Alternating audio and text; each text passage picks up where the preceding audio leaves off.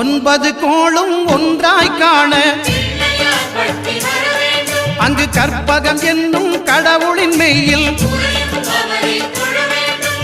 9 கோளும் ஒன்றாய் காண அங்கு கற்பகம் என்னும் கடவுளின் மெய்யில் சூரியன் முதலாய் 9 கிரகமும் பலவித குணங்களை கொண்டிருக்கும் எங்கள் கற்பக தருவில் அவை வரும்போது ஒன்றாய் சேர்ந்து பலனளிக்கும்.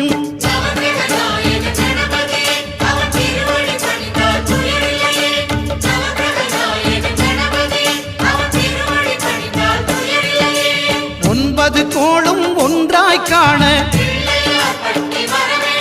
அங்கு கற்பகம் என்னும் கடவுளின் மெய்யில்